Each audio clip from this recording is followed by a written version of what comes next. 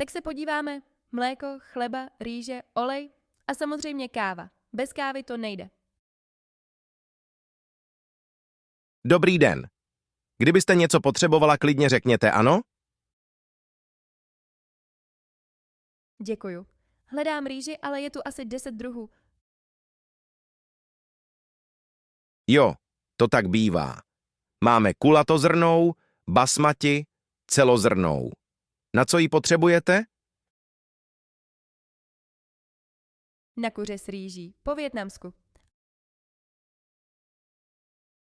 Aha, tak to bych doporučil tuhle kulatozrnou.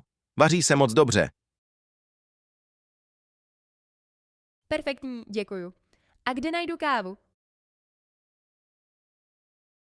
Ulička 3, úplně vzadu vpravo. Máme spoustu druhů i z Vietnamu. Vážně? To je super. Jdu se podívat. Tak, Itálie, Etiopie. Aha, tady je Vietnam. Trochu dražší, ale zasloužím si to. Dobrý den, našla jste všechno? Ano, všechno v pořádku.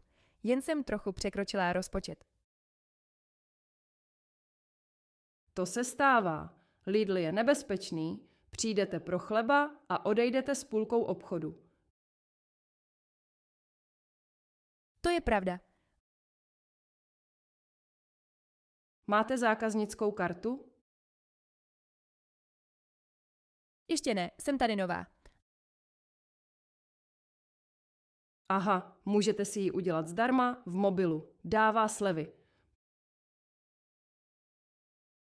Perfektní, udělám to později. Děkuju.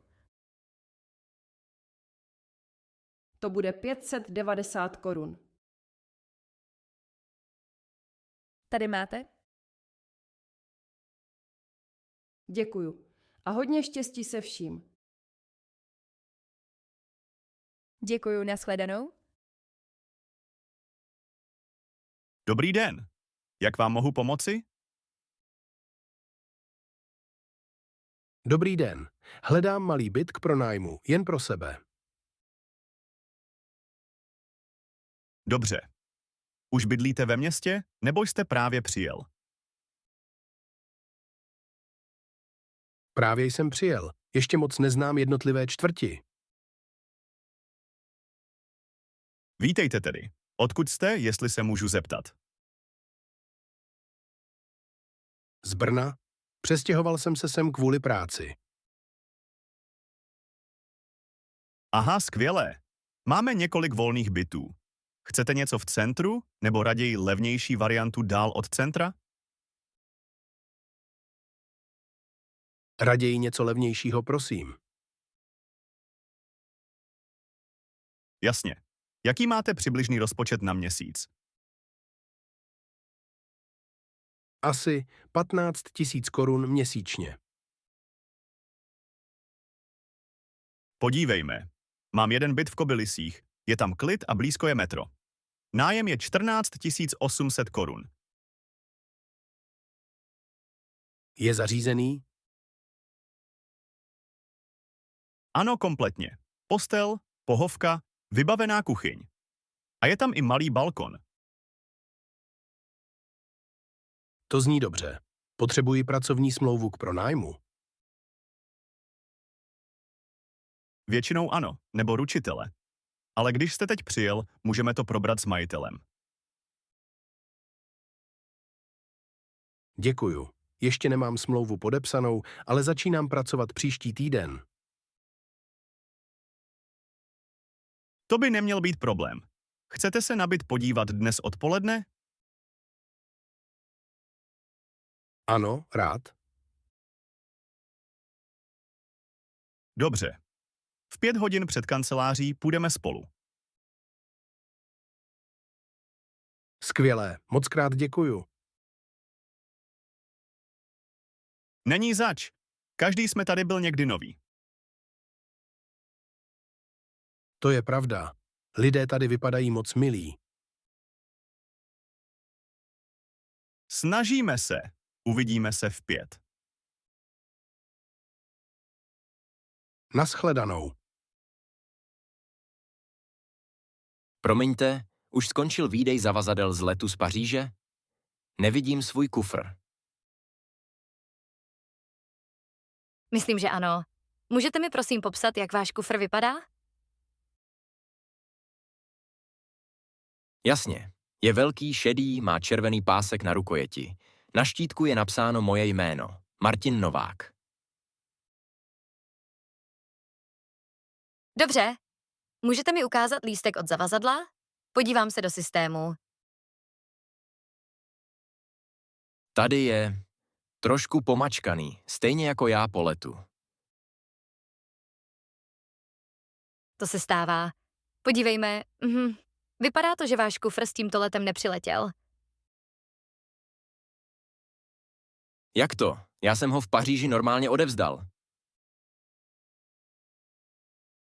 To chápu. Občas zůstane kufr v přestupu nebo se omylem naloží na jiné letadlo. Není to časté, ale stává se to.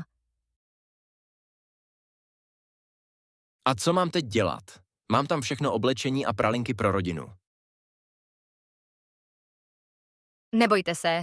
Hned vyplníme formulář o ztraceném zavazadle. Potřebuju vaši adresu, telefon a krátký popis toho, co bylo uvnitř. Dobře. Měl jsem tam zimní oblečení, modrou bundu, knížku a krabici pralinek pro mámu. Snad ty pralinky přežijou. Tady máte formulář. Když všechno půjde dobře, kufr dorazí do 1 nebo 2 dnů. Opravdu? Dovezou mi ho domů?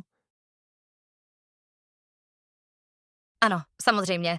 Před doručením vám zavoláme. To se mi ulevilo. Už jsem myslel, že je navždy pryč. Nebojte. 99% kufrů se nakonec najde. Chce to jenom trochu trpělivosti.